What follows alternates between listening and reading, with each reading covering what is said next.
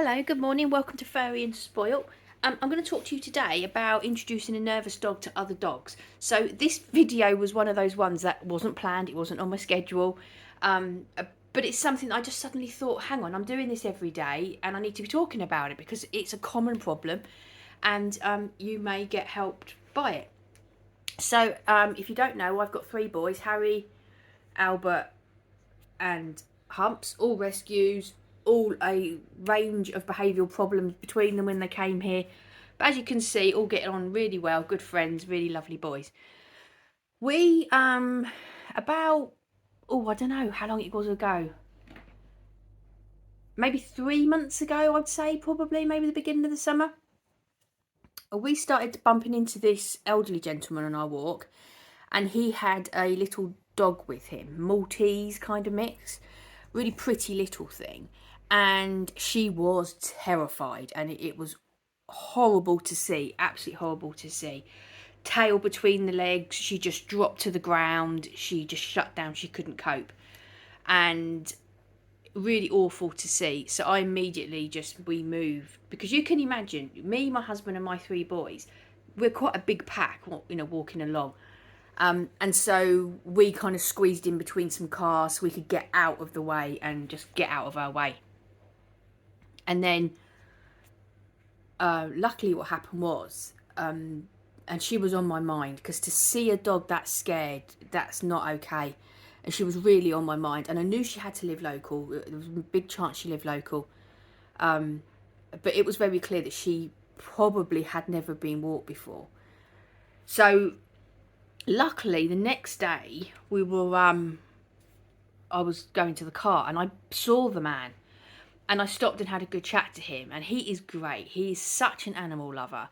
He's got budgies and hamsters and all sorts, and they're all trained, and you could just tell from him is absolutely passionate about animals. And this little dog that he's got was his mum's dog, and she has unfortunately gone into hospital, and his mum is 84 and very ill. So my reckoning on that is that this little dog had never ever been walked, and there's the consequences of it. I would put money on it that she lived in a crate as well, because I see it so often, dogs with behavioural problems like this, and it's always that they have spent their life in a crate. Not even their life, but just they have been locked in a crate for a certain amount of time for every day. I hate crates so much. I can't tell you the problems it causes with dogs. Anyway, I didn't want to ask. I thought, I don't want to go back on the past. The past is the past. It is what it is. Let's just move forward. So the man was looking after the little dog, but it was looking very likely that his mum wasn't ever going to be able to take the dog back. So our schedule and his schedule, it worked exactly. So we were seeing him, like we started to see him every day, and the dog was just terrified. So he was really keen to get the dog to come up to us and say hello, and I stopped it and I said, no, the way to do this, because he'd never had a dog before, the way to do this is from a distance. We're going to do this from a distance, and we're going to do it every day, and we're going to take it really, really slowly. Now, I know you're thinking, God, you're bossy. And yeah, I am bossy. But I knew that forcing that little dog up to my dogs was a terrible idea. Not to mention, all my dogs are male.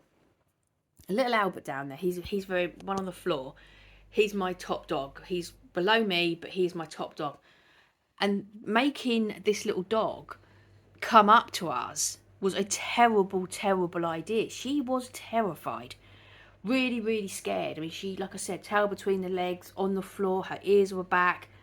She was terrified. And when she did manage to just stand up, she was lifting her front paw, which is a sign of anxiety. So, I know I sound like I'm bossy, but it wasn't the right thing to do. And as it turns out, I mean, I'll tell you about it all in a minute, but she's doing really, really well. And me and the bloke, we're getting a lovely relationship going. It's great, which is so funny, because he's like, I don't even know how old he is. I don't know how old he is, but, we couldn't be more different people. But he's such an animal lover, and we have such a common passion there.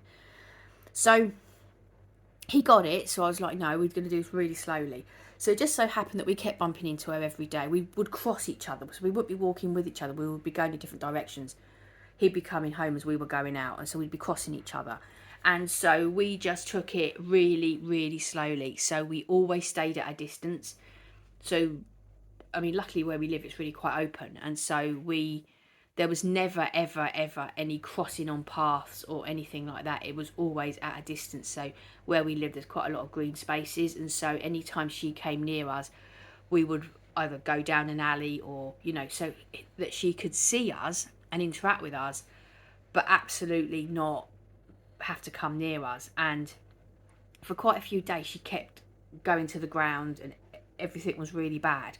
She'd go to the ground, she'd shut down, and she wasn't happy. So I would literally mean it that she saw us fleeting. So she would just fleeting see us, wave at the man, say hello, and then we would move on. I didn't want to be putting her through that because she clearly just got into an absolute freeze situation, and I didn't want to be putting her through that. But I wanted to make sure that every time that she saw us, it was a good, happy experience. Luckily, all of my boys are great with other dogs, and so they're with dogs, they're all happy, and it was all fine and great. And Harry and Albert on the floor, they're sort of all wagging their tails and they're quite excited to see other dogs. So even though I didn't let them go anywhere near her, it was still a happy, nice experience for her. She could see that we were a happy pack, and there certainly wasn't any aggression. So this just kept going every day, and I had to keep saying to the man, because sometimes he was trying to push it too fast, and he kept saying to the little dog, come on, they're your friends, they're not going to hurt you. That don't mean anything to her, but his tone was fabulous, really gentle, really caring. He really is doing a cracking job with her. And I could see every day, it was subtle, but I could see every day she wasn't dropping to the ground so much. Her tail was kind of not quite as tight under her, between her legs. And I could just see every day, little bit. And we're at the point now where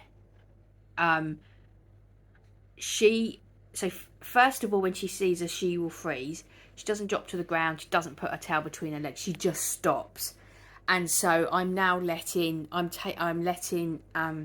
my boys go. We're not moving away quickly. We've stopped and had a conversation, and she's okay with that.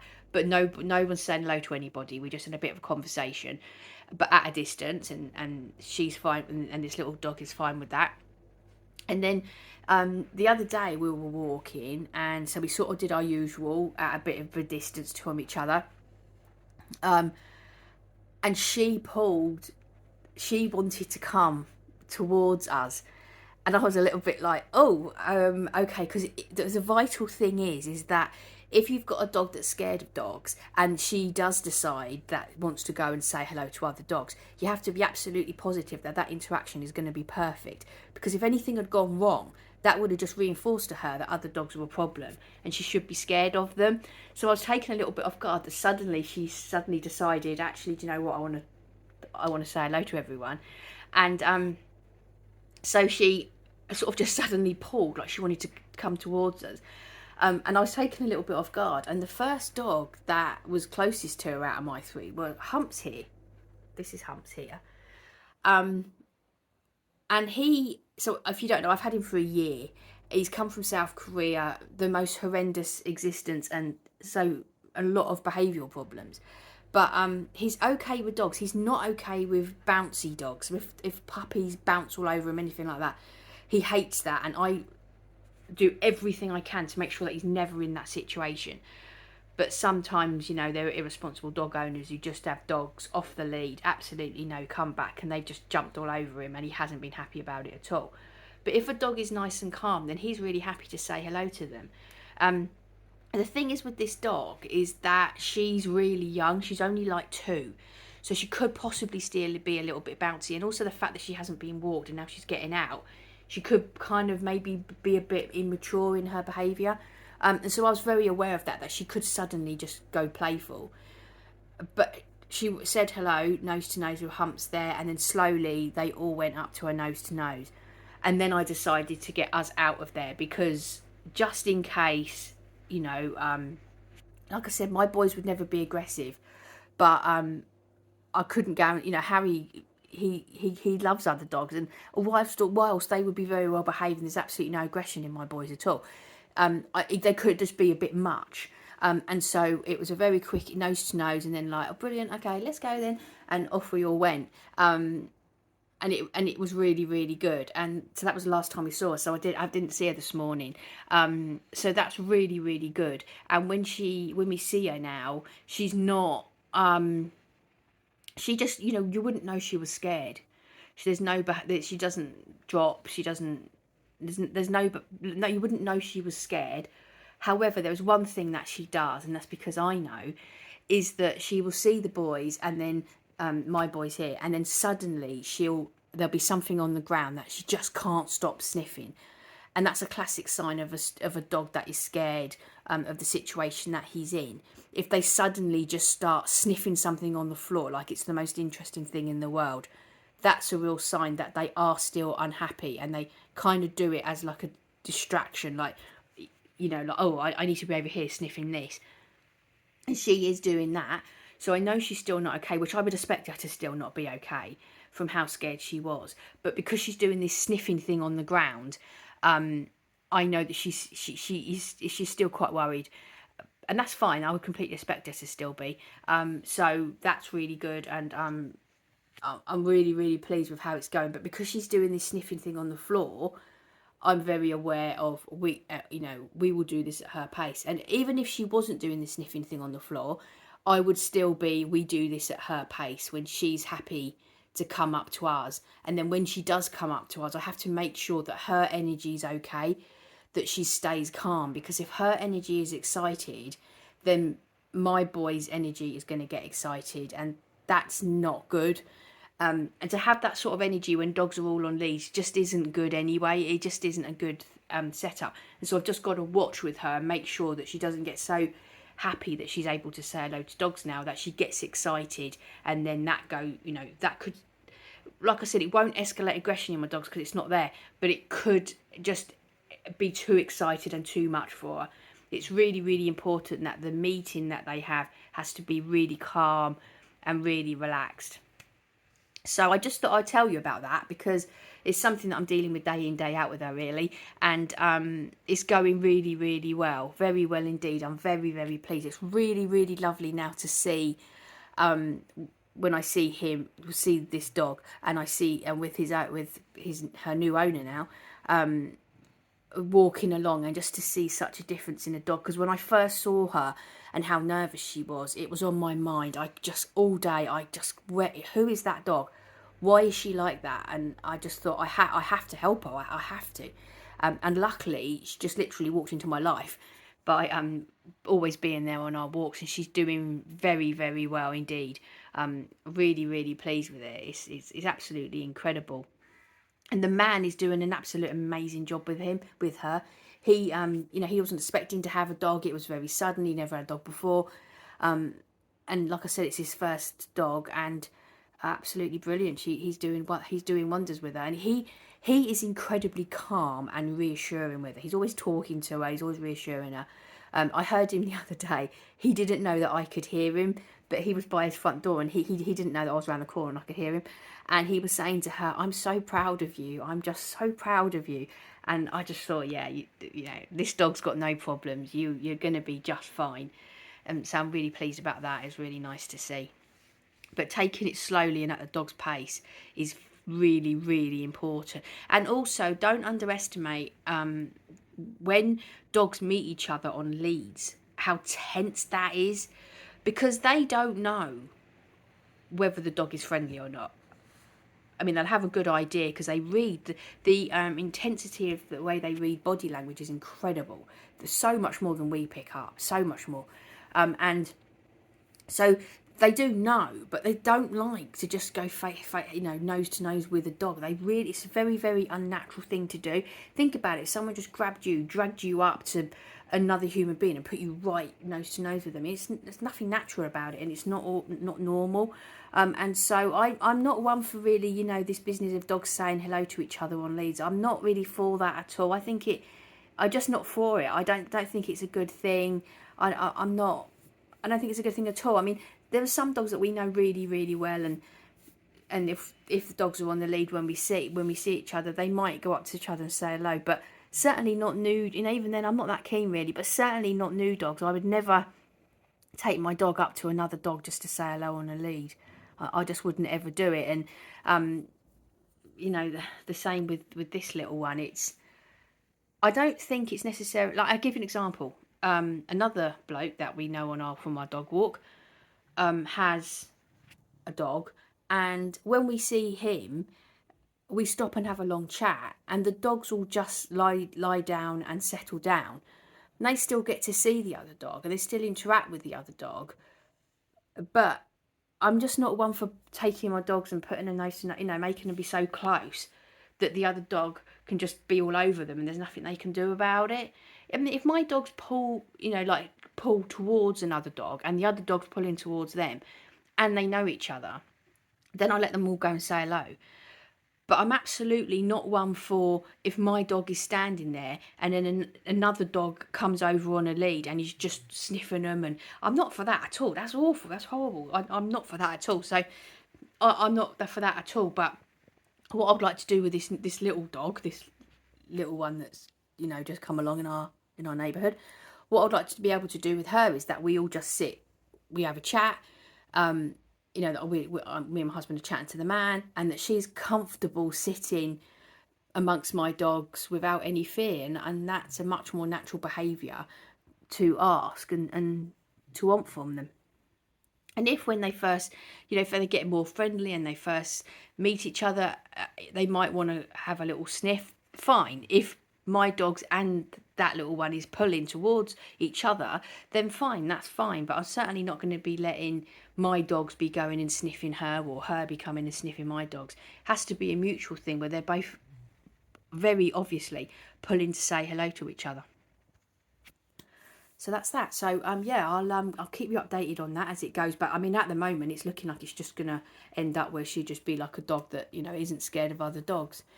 So yeah, I hope that if you ever come across this sort of situation, that it helped you. Or if your dog is the one that's really nervous, then this situation might help. And don't underestimate how keeping dogs in crates, and I'm not talking about all the time, just locking your dog in a cage. I hate that they're called crates. I think the industry has called them dog crates to make it sound better, but it's a cage. It's putting your dog in a cage, and don't underestimate the behavioural challenges that produces. I see it. I have to deal with this so much over and over again. Contacted all the time about it. First question I always go is diet, as you'd expect from me. You know what I'm like, fanatical about dog nutrition. Always go for diet first. After that, always say, do you keep them in a cage? If you keep them in a cage, and honestly, then it's always yes. It always is yes. And the thing is, if you are doing it, I don't want anyone to feel bad about this, because the industry, dog trainers, dog behaviourists, they've made putting a dog into a cage acceptable because it's easier. Well, it isn't in the long run, because you end up with all sorts of behaviour problems, but it's easier than having to train a dog. And so you may well have thought that was just what you do. That's just the norm. You get a dog, you keep it, you put it in a cage. You don't. It's not the norm. It's not the norm at all. So if you are keeping your dog in a cage, don't be feeling bad about it. You didn't know. How are you supposed to know? It's what the industry has led everyone to believe is the norm. So you weren't supposed to know. And the thing is with anything, I think we all make mistakes with our dogs. We all make mistakes. Doesn't matter how experienced you are, doesn't matter how long you've had dogs for. We all make mistakes. But the point is that there's no point in giving yourself a hard time about it. You made a mistake, I make mistakes. And I make a mistake and I just go, you know what? Okay, I made that mistake. Right, draw a line under it, and what's important is that I'm going to do something about it. I'm going to move. I won't do that mistake again. I'm going to move forward. I'm going to make it better. And that's the thing with you. Anytime you're making mistakes with your dogs, don't dwell on it. Just put a line under it and you just move on. What's important is that you correct the mistake and that you move on from it, and you move forward with your dog. That's all that matters. Just draw a line under it. It happened. Just move on from it. No one benefits from lingering or feeling bad or any of that. Just draw a line under it and move on. Right, that's me done then. So, you know where I am, you know what to do. Any problems you need to ask my advice on, don't hesitate. If I can help, I will. That's it for my boys. You don't get a lot of action out of my boys this time of day, so I always film my videos about the same time every day. Well, not every day, but you know, when I do them. And they've had their walk, and this is what happens in the morning in my house.